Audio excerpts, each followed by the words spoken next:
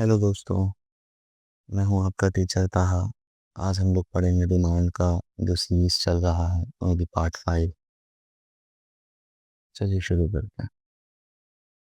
तो हम लोग लास्ट टाइम पढ़े थे लॉ ऑफ डिमांड और उसका 6 सवाल।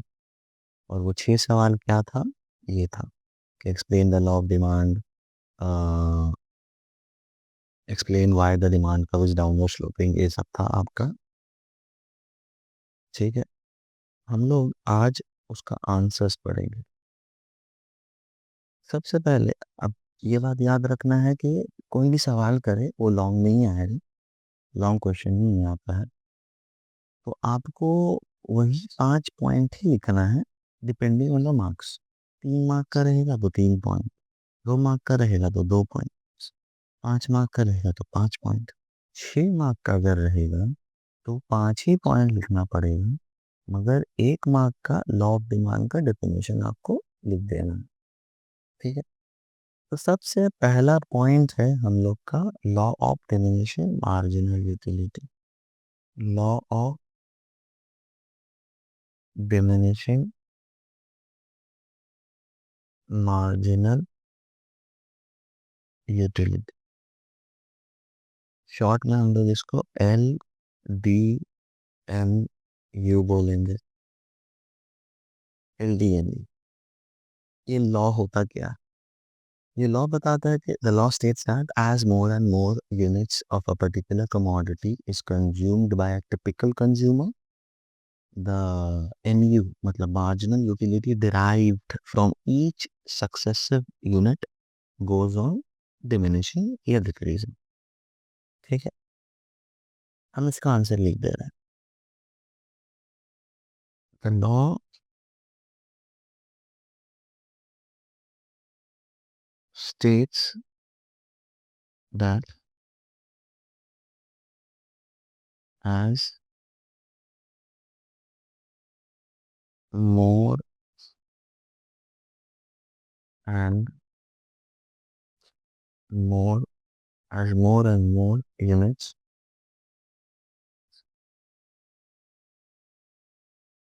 of a particular particular commodity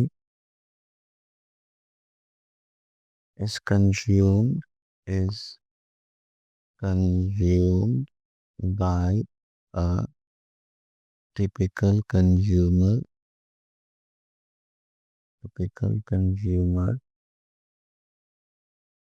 the MU short term marginal utility को हम लोग MU बोलते हैं और हम लोग लिख रहे हैं the MU derived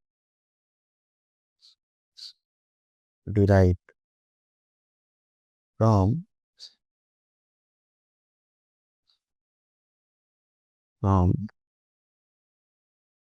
each successive unit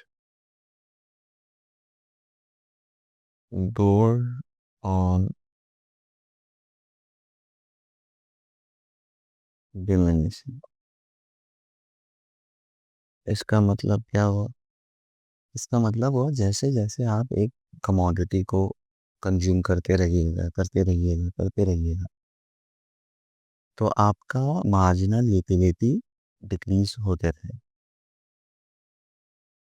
आप दुनिया में जो भी है, शाहरुख खान, सलमान खान, विकी कौशल, कैटरीना कैफ, जो भी है, ठीक है, क्रिस्टियानो रोनाल्डो, कोई भी है, कुछ ना कुछ तो ऐसा होगा जो आप हर वक्त खा नहीं पाइए। और इसका कुछ अजम्पशन है, जैसे अज्यूम, ये लॉ वर्क तभी करेगा जब इसका अजम्पशन होल्ड करेगा। अब अजम्पशन का मतलब ये होता है कि आपको पहले से समझ लेना है कि जो भी आप कमोडिटी को कंज्यूम कर रहे हैं उसका जो टाइम गैप है वो बहुत शॉर्ट होना चाहिए। सपोज कर लीजिए आप हमको अभी दीजिएगा बिरयानी तो हम खा लेंगे, ठीक है भाई, या आप पनीर को कोई आइटम दे दीजिए हम खा लेंगे। सपोज कर लीजिए कोई भी कमोडिटी ले लीजिए, ठीक है, मान लीजिए आइसक्रीम ले लेते हैं, ठीक है, आइसक्रीम के हिसाब से अगर हम लोग बात करें, आप अभी हमको एक कोन आइसक्रीम दिए, चॉकलेट आइसक्रीम, कमोडिटी होमोजीनियस होना चाहिए सबसे पहली बात। कंज्यूमर रैशनल होना चाहिए। रैशनल मतलब कंज्यूमर पागल नहीं। कंज्यूमर का मेन मोटिव है कि उसको सस्ता में अच्छा सामान चाहिए, बात खत्म। उसका सेटिस्फैक्शन उसको मैक्सिमाइज करना, ये एक पॉइंट है। ठीक है, तो अब पॉइंट क्या है, ये पहला assumption हो गया कि कंज्यूमर रैशनल होना चाहिए। दूसरा, कमोडिटी होमोजीनियस होना चाहिए। तीसरा कि जो टाइम गैप है वो बहुत शॉर्ट होना चाहिए, मतलब between the consumption of 2 units. Suppose कर लीजिए आप हमको अभी आइसक्रीम दिए, फिर आइसक्रीम आप हमको 1 साल बाद दीजिएगा, 2 दिन बाद दीजिएगा, परसों दीजिएगा, कल दीजिएगा, तब तो फिर मेरा लॉग ही नहीं वर्क करेगा। भाई आज दो आराम से, कल दो हम तो खा ही लेंगे मजे में, कोई टेंशन नहीं। बट अगर अभी हम आइसक्रीम खाए, मेरा खत्म जैसे हुआ आप दूसरा आइसक्रीम हमको दे दिए, जैसे मेरा खत्म हुआ आप हमको दूसरा आइसक्रीम दे दिए, फिर दूसरा खत्म हुआ आप तीसरा दे दिए, तीसरा खत्म हुआ चौथा दे दिए, ऑटोमेटिकली हम उतना आइसक्रीम कभी खा ही नहीं पाएंगे, पॉसिबिलिटी ही नहीं है। ठीक है, तो ये इसका मतलब यही होता है। तो इसका एक हम लोग का इक्विलिब्रियम कंडीशन है, जिसको हम लोग चैप्टर नंबर 2 में पढ़ेंगे। अगर ये डिमांड आप 2 समझ रहे हैं आईएससी के बोर्ड के मुताबिक, तो चैप्टर 3 आपका हो जाएगा। बहुत सारे बोर्ड में आपका चैप्टर 1 ही डिमांड है, तो चैप्टर 2 आपके हिसाब से आप पकड़ लीजिए। बट हम चैप्टर नंबरिंग अपने हिसाब से कर रहे हैं, आपके बुक के हिसाब से नहीं करते हैं। ठीक है, तो suppose this is chapter demand, और इसके बाद हम लोग पढ़ेंगे इलास्टिसिटी और डिमांड पढ़ लेंगे, मगर कंज्यूमर थ्योरी जब आएगा, थ्योरी ऑफ कंज्यूमर बिहेवियर, तो उसमें एक कंडीशन है। ये कंडीशन ये है कि एम यू एक्स जो रहेगा वो पी एक्स के इक्वल होना चाहिए। ये कंडीशन क्यों ऐसा है, इसके बारे में हम लोग वही चैप्टर में पढ़ेंगे तो बेटर होगा। बस फिलहाल के लिए आप ये समझ लीजिए कि ये कंडीशन होल्ड करना जरूरी है in order to maximize the consumers utility या सेटिस्फैक्शन। तो देखो, ये डेफिनेशन के हिसाब से आप क्या लिखे हैं, डेफिनेशन में आप लिखे हैं कि as more and more units of a commodity. ठीक है, जैसे जैसे आप ज़्यादा खा रहे हैं, आपका मार्जिनल यूटिलिटी जो है, मार्जिनल यूटिलिटी ये डिमिनिश होते रहेगा। राइट, ये डिमिनिश होते रहेगा। तो जैसे जैसे आप ज़्यादा खा रहे हैं, राइट, तो हम लोग लिख सकते हैं क्वांटिटी ऑफ एक्स, मतलब एक्स एक कमोडिटी ले रहे हैं, आइसक्रीम पकड़ लीजिए। तो जैसे जैसे ज़्यादा खा रहे हैं मतलब क्वांटिटी बढ़ रहा है। इसका मतलब ये होता है जैसे जैसे हम ज़्यादा खा रहे हैं क्वांटिटी बढ़ रहा है, यही ना मतलब हुआ इसका। तो इसके वजह से मेरा मार्जिनल यूटिलिटी ऑफ एक्स क्या हुआ, डिक्रीज होना शुरू हो गया लॉ के मुताबिक। तो अब टेक्निकली आप ध्यान दीजिए, अगर मार्जिनल यूटिलिटी फॉल हुआ तो हम ये कंडीशन के मुताबिक मार्जिनल यूटिलिटी को फॉल कर दे रहे हैं। बीच में कौन सा साइन है, बीच में कौन सा साइन है, बीच में इक्वल टू का साइन है। तो जो एलएचएस में होता है सेम चीज आरएचएस में होता है। ये तो बेसिक, एकदम एकदम बेसिक बात है मैथमेटिक्स का। अगर 2 = 2 है, राइट, 2 लेफ्ट हैंड साइड में है तो राइट हैंड साइड में भी 2 लिखना पड़ेगा। 4 है तो 4 लिखना पड़ेगा। तो जो भी होगा, अगर 2 से आप इंक्रीज कर दिए, 3 कर दिए, तो आपको राइट हैंड साइड में भी इंक्रीज करना पड़ेगा, 3 करना पड़ेगा, दोनों बराबर होना चाहिए। LHS equals to RHS. तो अगर आपका एलएचएस फॉल हुआ तो जाहिर है आपका आरएचएस भी फॉल हो जाएगा, पीएक्स भी फॉल हो जाएगा। तो जैसे पीएक्स फॉल हुआ तो पीएक्स बढ़ रहा है, प्रूव हो गया। यही तो प्रूफ करना था हमको, यही तो मेरा प्रूफ था कि जैसे मेरा पीएक्स फॉल होगा मेरा क्वांटिटी बढ़ना चाहिए। ये है प्रूफ। अब आप किसके थ्रू प्रूफ कर रहे हैं, एलडीएमयू के through, law of diminishing marginal utility के थ्रू। देखिए मेरा सवाल हम लास्ट वाला वीडियो में यही बताया था, वापस रिपीट कर रहे हैं जो लास्ट में बताया था। अब के लॉ ऑफ डिमांड को डिफाइन करना, what is law of demand, और एक्सप्लेन करना, दोनों में फर्क है। आप एक्सप्लेन करने मांग रहे हैं, आप एक्सप्लेन करने मांग रहे हैं तो क्यों दाम कम हुआ और डिमांड बढ़ा, रीजन है एलडीएमयू। पहला कारण। ठीक है, क्लियर है, समझ में आ गया है? गुड। पॉइंट नंबर 2 में जाते हैं। एक इजी पॉइंट ले लेते हैं क्योंकि वक्त हो जाएगा हम लोग का 15 मिनट। पॉइंट नंबर 2 है इनकम इफेक्ट। इनकम इफेक्ट, इसको हम लोग शॉर्ट में आई ई बोलेंगे। इनकम इफेक्ट क्या होता है? मान लीजिए फॉर एग्जाम्पल आपका इनकम है 100 रुपया, ठीक है, और प्राइस ऑफ एप्पल है 50 रुपया केजी। 50 रुपया केजी, तो आप कितना क्वांटिटी और ऑफ एप्पल खरीद लीजिएगा? थोड़ा सोचिए। जाहिर है 2 केजी, ठीक है, क्योंकि 100 रुपया इनकम है, 50 रुपया दाम है, 2 किलो आदमी खरीद ही लेगा। 2 केजी खरीद लेंगे हम लोग। मान लीजिए आपका इनकम सेम है, इनकम को हम कुछ नहीं करेंगे, ठीक है, इनकम को हम कुछ नहीं कर रहे हैं, इनकम सेम। अब हम बोल रहे हैं प्राइस ऑफ एप्पल कम हो गया है। अब प्राइस ऑफ एप्पल है पी ए डैश, मान लीजिए 25 रुपया केजी, 25 रुपीज, ठीक है। तो अब आप कितना क्वांटिटी ऑफ एप्पल खरीद लीजिएगा? 4 केजी।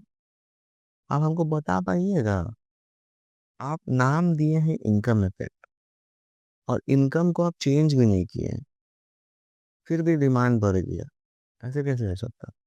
बहुत लोग बोले सर दाम कम हुआ। अरे यार, दाम कम हुआ डिमांड बढ़ा, बात तो ठीक ही है, मगर हमको तो दाम के बारे में सवाल ही नहीं करना। हमको तो दाम का जवाब नहीं लिखना है कि दाम कम हुआ, दाम कम हुआ, तो फिर तो वो डेफिनेशन हो जाएगा, राइट। इनकम को कुछ नहीं किया, इनकम को कुछ हुआ ही नहीं, डिमांड बढ़ चुका है और आप नाम दिए इनकम इफेक्ट। तो एक कॉन्सेप्ट है, जब भी प्राइस फॉल होता है, जब भी, तो एक कॉन्सेप्ट है रियल इनकम। रियल इनकम, या जिसको आप फिलहाल परचेजिंग पावर बोल सकते हैं। परचेजिंग पावर ये बढ़ जाएगा, इसीलिए आपका डिमांड बढ़ जा रहा है। तो दाम कम हुआ, डिमांड बढ़ गया, क्यों? क्योंकि आपका परचेजिंग पावर बढ़ गया। अब ये परचेजिंग पावर का या रियल इनकम का कॉन्सेप्ट क्या है? देखिए, जब भी दाम कम होता है तो इंसान को ऐसा लगता है कि वो अमीर हो गया है। एक्चुअली अमीर नहीं हुआ, रियल टर्म्स में अमीर हुआ। हम लोग का पूरा इकोनॉमिक्स में एक बात बता देना ज़रूरी है, वक्त हो गया है इसीलिए ये पॉइंट ही में हम लोग हो जाएगा काम। हम लोग पूरा इकोनॉमिक्स में नॉमिनल टर्म, नॉमिनल मतलब टोटल वैल्यू, नॉमिनल का उतना हम लोग को इम्पोर्टेंस नहीं है। आपके पास 1 करोड़ हो, 10 करोड़ हो, 20 करोड़ हो, 1 लाख हो, उसका इम्पोर्टेंस तभी समझ में आएगा कि वो एक्चुअली 1 लाख से आप कितना खरीद सकते हैं, और वो डिपेंड करता है महंगाई पे। तो महंगाई के हिसाब से 1 लाख बहुत कम भी हो सकता है। आप इंडोनेशिया बाली चले जाइए। अभी रिसेंटली मेरा एक भाई है वो भी गया था, मेरा एक कुछ स्टूडेंट है वो भी गया था घूमने। तो बोला सर ऐसा है वहाँ 1 लाख का नोट है सर, सबसे छोटा नोट है वहाँ पे 1000 या 500 का शायद बोला। तो डेली का डेली नाश्ता आप करिएगा तो अराउंड 2000, 10,000, 15,000 का नाश्ता होता है, जो कि इंडिया के हिसाब से 100, 200, 300 रुपया ही होगा, मैक्स टू मैक्स है 500 में भी, ठीक है। तो वहाँ का वैल्यू बहुत खराब है, क्यों? क्योंकि वहाँ इन्फ्लेशन बहुत है। तो even though you have enough amount of income, a huge amount of income, it doesn't make any sense unless you calculate that income on the real terms या real basis में। तो रियल बेसिस में calculate करना है तो जो भी income है उसको तुम प्राइस से डिवाइड कर दो। तुम अगर यहाँ पर 100 डिवाइडेड बाय 50 कर रहे हो, ठीक है, तो तुम्हारा 2 केजी एप्पल आ गया। अगर सेम 100 को 25 से अगर डिवाइड करेंगे तो हम लोग का 4 केजी आया। देखो सेम इनकम है, इनकम चेंज नहीं हो रहा, ठीक है, इनकम सेम है, मगर प्राइस का कम होने की वजह से तुमको ऐसा लग रहा है कि तुम अमीर हो गए हो, इसीलिए तुम 4 केजी अब खरीद ले रहे हो। क्लियर हो गया? ठीक है, तो ये हो गया इनकम इफेक्ट। इसके बाद हम लोग सब्स्टिट्यूशन इफेक्ट पढ़ेंगे। आज हम लोग इतनी रहने देते हैं। अगर वीडियो अच्छा लगा हो तो प्लीज़ लाइक करें, अगर सब्सक्राइब नहीं किया है तो प्लीज़ सब्सक्राइब करें। Thank you.